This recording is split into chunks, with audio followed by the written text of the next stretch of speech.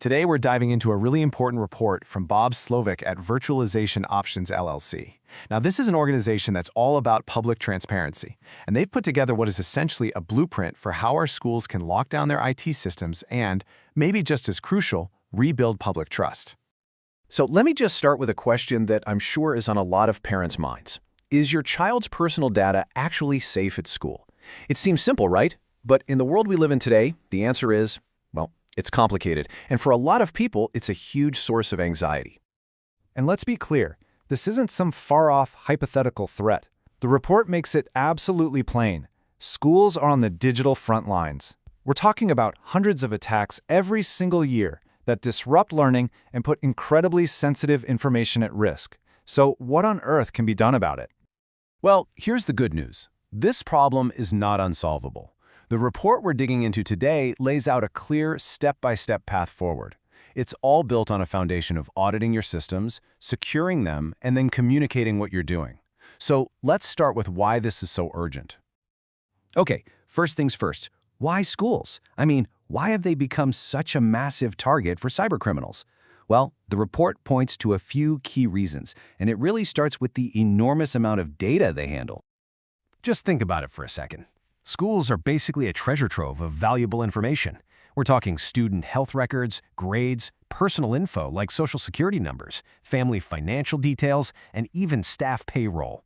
For a hacker, it's pretty much a one-stop shop.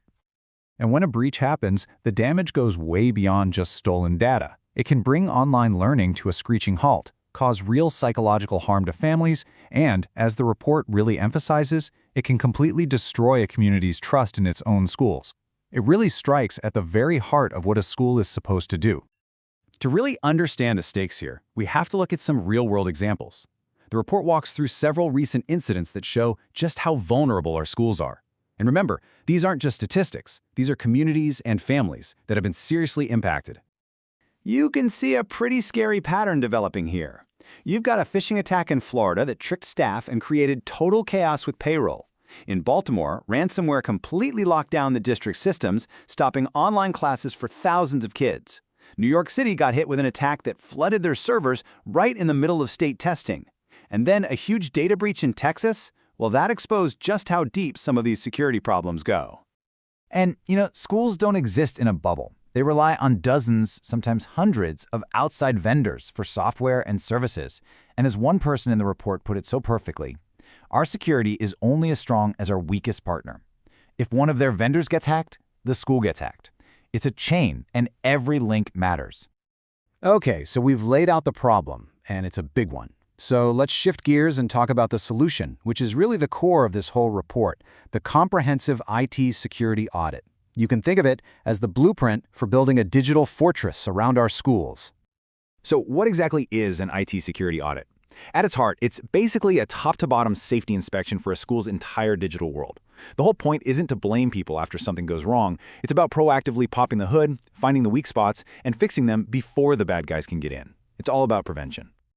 And a proper audit looks at everything. We're talking physical security, like who can actually walk into the server room, all the way to cybersecurity, like how strong the firewalls are. It looks at who has permission to see sensitive data. And just as important, it reviews the disaster recovery plans and staff training because, hey, the best technology in the world doesn't matter if the people and plans behind it aren't ready. So the end game here is really twofold. Goal number one, prevent attacks from happening in the first place, but goal number two is just as critical, resilience. Making sure that if an attack does get through, the school can bounce back fast with minimal disruption to students and families. Okay, so this all sounds great in theory, but how does a school district actually do it? I mean, an audit sounds like a massive undertaking, but the report does a great job of laying out a clear, practical process. Let's walk through the steps. It's a really methodical process. You start by getting the right team together. And that's not just the IT folks, but teachers and community members too. Then you define what you're trying to achieve, review all your existing policies, and then you do the actual assessments. But, and this is the most important part, the audit isn't the finish line. What comes after is what counts, turning those findings into a real action plan and then scheduling regular checkups to make sure the defenses stay strong. Now, this is where things get really tricky. The report brings up something called the transparency dilemma. How do you keep the public in the loop without basically handing a roadmap to the hackers? If you share too much detail, you're exposing your weak spots. But if you share too little, you look like you're hiding something, and that kills public trust. Finding that balance is absolutely critical. And that brings us to the ultimate goal here. An audit isn't just some technical checklist. It's a powerful tool for building a lasting foundation of public trust, and you do that through transparency and decisive action. And we know this works. This isn't just theory. The report points to successes all over the country. In New York, a state guide led to real, measurable improvements in security. A Texas audit program directly cut down on vulnerabilities. And another framework helped schools create specific, actionable plans that turned audit findings into actual security upgrades. So how do you solve that transparency dilemma and actually build the trust? The report gives some concrete recommendations. Start with regular public reporting of audit summaries. Create oversight committees that actually include parents and community members, and be upfront about communicating security improvements, and about how you respond when things do go wrong. It's all about showing you're committed. If there is one single message to take away from all of this, it is this one. Investing in proactive security might seem expensive up front, but the report makes a powerful case that the cost of prevention is just a fraction of the millions it costs to clean up after a major breach.